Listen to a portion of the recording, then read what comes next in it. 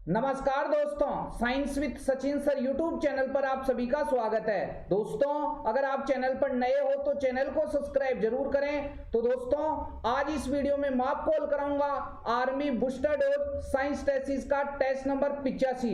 जिन मेरे प्यारे भावी फौजियों ने पिछले आर्मी बूस्टर डोज साइंस टेसिस के 84 टेस्ट के वीडियो नहीं देखे हैं तो अलग से प्लेलिस्ट बनी हुई है। ये सभी पर्सन आपकी आने वाली इंडियन आर्मी रिटन एग्जाम के लिए काफी इंपॉर्टेंट है। और दोस्तों, इन प्रश्नों के बाहर कुछ भी नहीं आएगा। तो देखिए, स्टार्ट करते हैं आर्मी बूस्टर डोज साइंस टेसिस का टेस्ट नंबर 85 का फर्स्ट धमाकेदार वाला प्रश्न। देखिए, फर्स्ट धमाकेदार वाला प्रश्न है दोस्तों, बायोगैस में सर्वाधिक मात्रा किस गैस की होती है? ऑप्शन देखते हैं, methane, hydrogen, nitrogen, carbon dioxide. तो दोस्तों, आपको याद रखना है कि बायोगैस में सर्वाधिक मात्रा किस गैस की होती है? मीथेन। तो फर्स्ट का करेक्ट आंसर क्या हो जाएगा? ए। और मीथेन का रासायनिक सूत्र भी आपको याद रखना है, क्या होता है दोस्तों? CH4। ठीक है, अब एक एक्स्ट्रा इंपोर्टेंट प्रश्न भी बता देता हूं दोस्तों, आपको याद रखना है इस मीथेन को मार्स गैस भी बोला जाता है। क्या बोला जाता है दोस्तों? Marsh gas. तो ये प्रश्न ऐसे भी पूछा जाता है कि बताइए मार्स गैस का रासायनिक सूत्र क्या होता है? CH4। काफी इंपोर्टेंट प्रश्न है। नेक्स्ट इंपोर्टेंट प्रश्न पे चलते हैं, प्रश्न संख्या सेकंड। धमाकेदार वाले प्रश्न है दोस्तों। हाँ जी, प्रश्न संख्या सेकंड है, वायुमंडलीय दबाव को मापने के लिए प्रयुक्त उपकरण है। ऑप्शन देखते हैं, बैरोमीटर, सीलोमीटर, हाइग्रोमीटर और एनीमोमीटर। तो दोस्तों, आपको याद रखना है कि वायुमंडलीय दबाव को मापने के लिए प्रयुक्त उपकरण कौन सा है? बैरोमीटर। ठीक है, तो सेकंड का करेक्ट आंसर क्या हो जाएगा? ए हो जाएगा। लो जी, काफी इंपोर्टेंट और काफी धमाकेदार वाले प्रश्न। नेक्स्ट इंपोर्टेंट प्रश्न पे चलते हैं, प्रश्न संख्या थर्ड। हाँ जी, प्रश्न संख्या थर्ड है, टाइफाइड किस सूक्ष्म जीव के द्वारा होता है? ऑप्शन देखते हैं, salmonella typhi, Mycobacterium tuberculosis, Plasmodium और HIV। तो दोस्तों, आपको याद रखना है, एक बात तो आपको ये याद रखनी है कि जो टाइफाइड होता है दोस्तों, ये होता है जीवाणु या बैक्टीरिया के द्वारा। किसके द्वारा होता है रे? जीवाणु या बैक्टीरिया के द्वारा। सर, ये जीवाणु या बैक्टीरिया क्या है? तो दोस्तों, ये सूक्ष्म जीव है, माइक्रो ऑर्गेनिज्म है, अपने आसपास ही है लेकिन अपने को नग्न आंखों की सहायता से दिखाई नहीं देता। तो ये टाइफाइड किस सूक्ष्म जीव के द्वारा होता है या किस जीवाणु या बैक्टीरिया के द्वारा होता है? तो दोस्तों, आपको याद रखना है, साल्मोनेला टाइफी जीवाणु या बैक्टीरिया के कारण कौन सा रोग होता है? टाइफाइड। ठीक है, और इस टाइफाइड को मोतीजरा भी बोला जाता है और यह दूषित जल और दूषित भोजन के द्वारा फैलता है। यह प्रश्न भी आता है कि टाइफाइड किसके द्वारा फैलता है? दूषित जल और दूषित भोजन के द्वारा। और एक एक्स्ट्रा इंपोर्टेंट प्रश्न ये भी याद रखना है कि टाइफाइड के लिए कौन सा परीक्षण किया जाता है? विडाल परीक्षण। ठीक है, काफी बार एग्जाम में पूछा जाता है ये प्रश्न कि बताइए टाइफाइड परीक्षण या टेस्ट किसके लिए होता है? तो काफी इंपॉर्टेंट प्रश्न है, याद रखना है, ये टाइफाइड के लिए होता है। ठीक है, नेक्स्ट एक्स्ट्रा इंपॉर्टेंट प्रश्न की बात करें, सर ये माइकोबैक्टीरियम ट्यूबरकुलोसिस। तो दोस्तों, आपको याद रखना है, ये भी एक तरह का बैक्टीरिया है और ये टीबी पैदा करता है। ठीक है, तो आपको याद रखना है, टीबी को क्षय रोग भी बोला जाता है या आपने सुना होगा इसको क्या बोला जाता है? तपेदिक भी बोला जाता है। तो दोस्तों, ये एक इंपॉर्टेंट प्रश्न है, आपको पूछेगा कि बताइए टीबी, क्षय रोग या तपेदिक का रोगजनक क्या होता है? तो आप क्या बताने वाले हैं? Mycobacterium tuberculosis. नेक्स्ट, आपने सुना होगा दोस्तों मलेरिया, ये एक प्रोटोजोआ सूक्ष्म जीव के कारण होता है मलेरिया रोग, और मलेरिया रोग का रोगजनक होता है प्लाज्मोडियम। याद रख लेना, काफी इंपॉर्टेंट प्रश्न है। और जो मलेरिया रोग होता है ये मादा एनाफ्लीज मच्छर के काटने से फैलता है। सारे प्रश्न इंपॉर्टेंट है। नेक्स्ट है एड्स। एड्स का रोगजनक क्या होता है? HIV। दोस्तों, ये HIV एक प्रकार का वायरस है। ठीक है, तो ये सारे इंपॉर्टेंट प्रश्न आपको याद करने हैं दोस्तों। लो जी, नेक्स्ट इंपोर्टेंट प्रश्न पे चलते हैं, प्रश्न संख्या 4। हाँ जी, प्रश्न संख्या 4 है, वायुमंडलीय गैस में प्रमुख संगठक है? ऑप्शन देख लेते हैं, methane, oxygen, nitrogen, carbon dioxide. तो वायुमंडलीय गैस में प्रमुख संगठक कौन है? काफी इंपॉर्टेंट पर्सन है, नाइट्रोजन है। ठीक है, वायुमंडल के अंदर जो वायुमंडलीय गैसें होती है उनमें सबसे ज्यादा कौन सी गैस होती है? नाइट्रोजन। कितना होती है? 78%। उसके बाद में ऑक्सीजन 21% और उसके बाद में कार्बन डाइऑक्साइड 0.03%। ये तीनों गैसों को आपको याद रखना है, इंपॉर्टेंट। ठीक है, लो जी। तो 4 का करेक्ट आंसर क्या हो जाएगा? सी हो जाएगा। ठीक है दोस्तों, नेक्स्ट इंपॉर्टेंट पर्सन पे चलते हैं, पर्सन संख्या 5।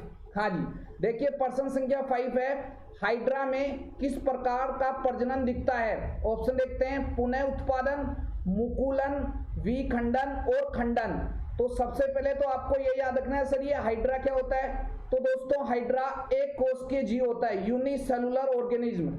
ये एक कोशिकीय जीव होता है, इसका शरीर एक कोशिका से मिलकर बना होता है। और ये किस प्रकार का प्रजनन दिखाता है? मुकुलन। सर ये मुकुलन क्या होता है? तो दोस्तों ये अलैंगिक जनन की एक विधि है। ठीक है, तो हाइड्रा में किस प्रकार का जनन होता है? मुकुलन विधि द्वारा जनन होता है। ठीक है, ये इंपॉर्टेंट पर्सन है।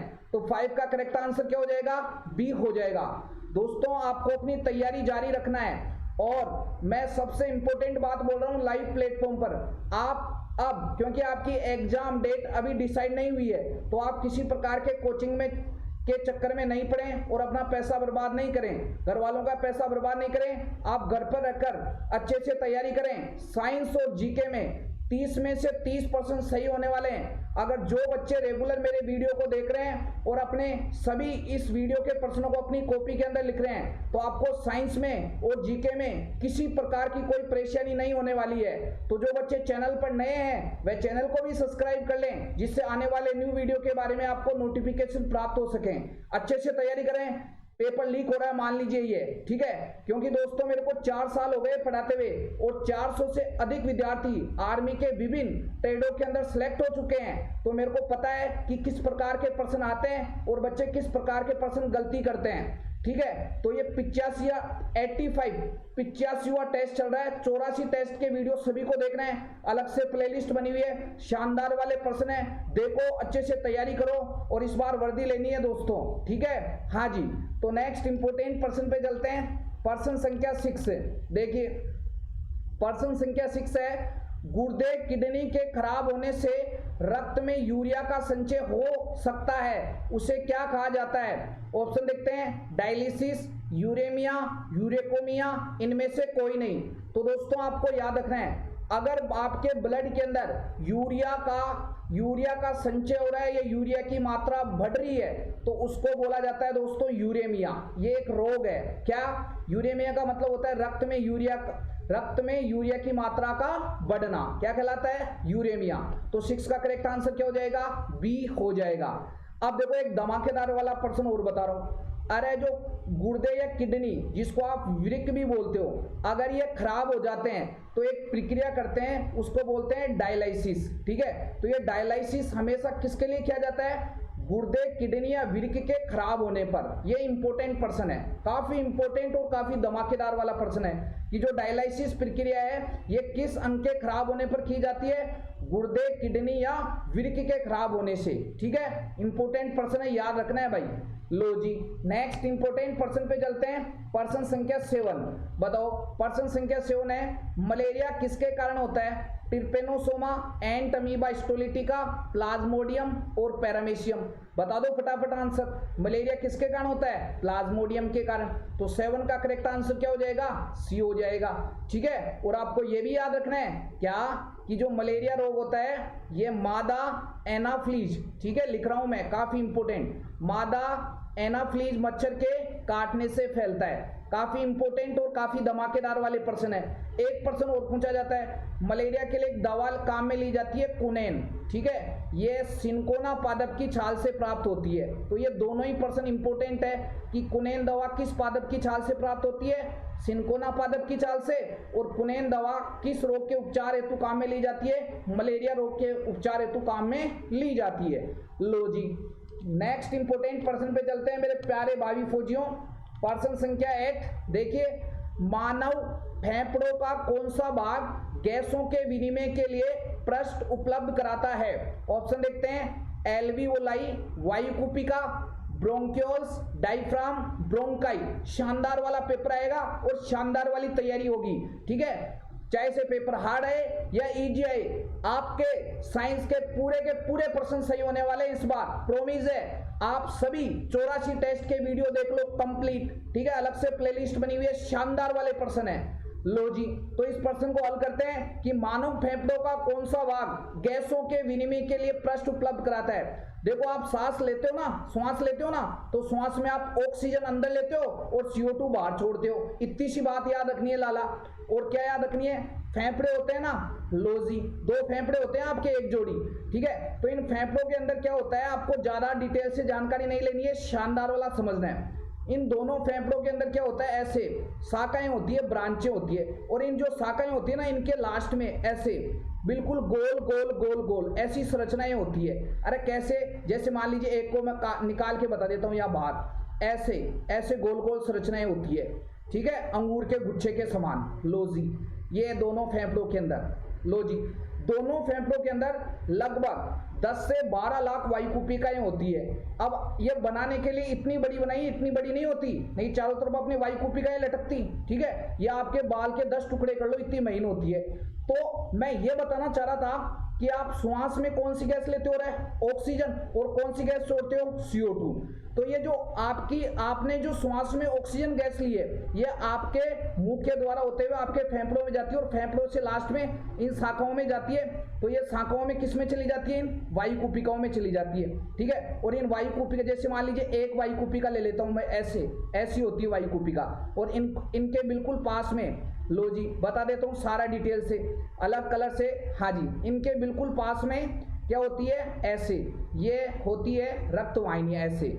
लो जी, तो आपने ऑक्सीजन ली, ये आपके अंदर आई, और यहाँ से जो आपके ब्लड के अंदर जो CO2 है वो इस वायुकुपिका में आ जाएगी, और CO2 को आप बाहर निकाल दोगे, और ऑक्सीजन इस वायुकुपिका की झिल्ली को पार करके ब्लड में आ जाएगी, O2, और फिर इसको रक्त के द्वारा जो ऑक्सीजन है वो शरीर के विभिन्न ऊतकों तक पहुंचा दी जाएगी, ठीक है। तो मानव फेफड़ों का कौन सा भाग गैसों के विनिमय के लिए पृष्ठ उपलब्ध कराता है? इसका क्या नाम है बताओ? वायुकुपिका, ठीक है। और दोनों फेफड़ों में 10 से 12 लाख वायुकुपिकाएं होती है, ठीक है। तो ऐसे अंगूर के गुच्छे समान, कंफ्यूज होने की जरूरत ही नहीं है।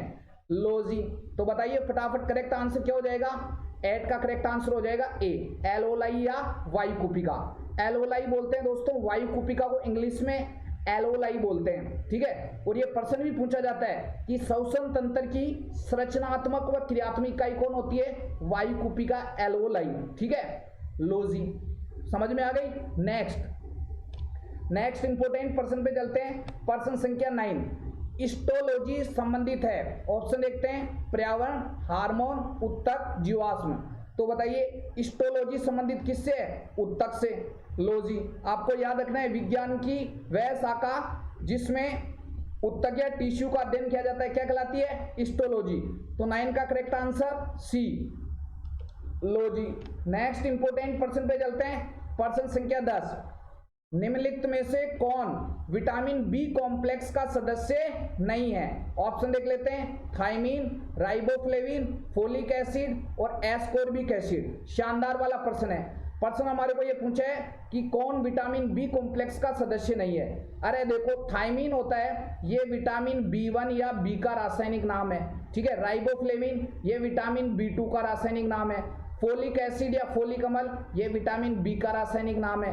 और एस्कोर्बिक एसिड ये विटामिन सी का रासायनिक नाम है, ठीक है। तो भाई साहब ये पूछा है कि कौन सा बी कॉम्प्लेक्स का सदस्य नहीं है। अरे भाई एस्कोर्बिक एसिड नहीं है ना, क्यों? क्योंकि B1, B2, B9 ये तो बी कॉम्प्लेक्स के सदस्य हैं, ठीक है। तो 10 का करेक्ट आंसर क्या हो जाएगा रे? डी हो जाएगा। शानदार वाला प्रश्न है कि नहीं है? लो जी, और ये प्रश्न भी आता है कि बताइए बेरी बेरी रोग कौन से विटामिन की कमी से होता है? आपकी आर्मी में बहुत बार पूछा जाता है, तो क्या बताने वाले हैं? B1 या बी की कमी से। लो जी, ये भी पूछा जाता है कि बताइए स्कर्वी रोग कौन से विटामिन की कमी से होता है? विटामिन सी की कमी से होता है। सारे प्रश्न जो भी प्रश्न पूछे जा सकते हैं वो सारे प्रश्न मैं आपको बताने वाला हूं। आप रेगुलर चैनल से जुड़े रहो। और दोस्तों वीडियो आपको अच्छा लगे तो इस वीडियो को आप ज्यादा से ज्यादा ईमानदारी से शेयर करो और बच्चों को जोड़ो, ठीक है। आपका साइंस और जीके के अंदर किसी प्रकार का कोई प्रश्न गलत नहीं होगा। शानदार वाले वीडियो आपके लिए अपलोड हो रहे हैं डेली, ठीक है। लो जी, नेक्स्ट इंपोर्टेंट प्रश्न पे चलते हैं। प्रश्न संख्या 11, रासायनिक यौगिक आरडीएक्स का उपयोग किस रूप में किया जाता है? ऑप्शन देखते हैं। एक संगठन के रूप में, एक रिएक्टर के रूप में, एक विस्फोटक के रूप में, एक परमाणु हथियार के रूप में। तो आरडीएक्स का उपयोग कहां करते हैं? विस्फोटक के रूप में। लो जी, तो 11वें का करेक्ट आंसर क्या हो जाएगा? सी हो जाएगा। नेक्स्ट इंपोर्टेंट प्रश्न पे चलते हैं। प्रश्न संख्या 12, एक इलेक्ट्रॉन का ऋणात्मक आवेश होता है। ऑप्शन देख लेते हैं। 1.6 गुणा 10 की घात माइनस 19 कूलाम, 9.1 गुणा 10 की घात माइनस 31 कूलाम, 16 गुणा 10 की घात माइनस 19 कूलाम और उदासीन। तो एक इलेक्ट्रॉन का ऋणात्मक आवेश कितना होता है? माइनस 1.6 गुणा 10 की घात माइनस 19 कूलाम। तो 12वें का करेक्ट आंसर क्या हो जाएगा? ए हो जाएगा। सर माइनस नहीं दिया हुआ, तो दोस्तों प्रश्न में बोला ना ऋणात्मक आवेश होता है, तो माइनस 1.6 गुणा 10 की घात माइनस 19 कूलाम, ठीक है। इंपोर्टेंट प्रश्न है। लो जी, अरे इलेक्ट्रॉन से रिलेटेड सारे प्रश्न याद करने। इलेक्ट्रॉन की खोज की थी जे थॉमसन ने। किसने की थी रे? जे थॉमसन ने। और इलेक्ट्रॉन एक ऋणावेशित कण है, ठीक है, नेगेटिव चार्ज होता है उस पर। कितना होता है आवेश का मान? माइनस 1.6 गुणा 10 की घात माइनस 19 कूलाम। इलेक्ट्रॉन का द्रव्यमान होता है 9.1 गुणा 10 की घात माइनस 31 किलोग्राम, ठीक है। ये सारे इंपोर्टेंट प्रश्न आपको याद रखने हैं। वीडियो एक बार में समझ में नहीं आता है तो बार बार देखें, समझ में आएगा दोस्तों, ठीक है। नेक्स्ट इंपोर्टेंट प्रश्न पे चलते हैं। प्रश्न संख्या 13, सोयाबीन में कितना प्रतिशत प्रोटीन होता है? प्रतिशत लिख लो यहाँ, ठीक है। कितना प्रतिशत प्रोटीन होता है? तो लगभग 40 से 45। तो 13वें का करेक्ट आंसर क्या हो जाएगा रे? सी हो जाएगा, ठीक है। ये याद करना है। नेक्स्ट इंपोर्टेंट प्रश्न पे चलते हैं। प्रश्न संख्या 14, देखिए प्रोटीन बने होते हैं, किसके बने होते हैं? सुगर्स, एमिनो अम्ल, फैटी एसिड, न्यूक्लिक एसिड। तो प्रोटीन किसके बने होते हैं? एमिनो अम्लों के बने होते हैं। तो 14वें का करेक्ट आंसर क्या हो जाएगा? बी हो जाएगा। सारे प्रश्न याद करने हैं। नेक्स्ट इंपोर्टेंट प्रश्न पे चलते हैं। हाँ जी, जीरोप्थैल्मिया। लो जी, अच्छा प्रश्न है दोस्तों। जीरोप्थैल्मिया को रोकने के लिए कौन विटामिन आवश्यक है या कौन सा विटामिन आवश्यक है? ऑप्शन देख लेते हैं। ए, बी, सी और डी। तो जीरोप्थैल्मिया को रोकने के लिए कौन से विटामिन की आवश्यकता होती है? विटामिन ए की, ठीक है। तो 15वें का करेक्ट आंसर क्या हो जाएगा? ए हो जाएगा।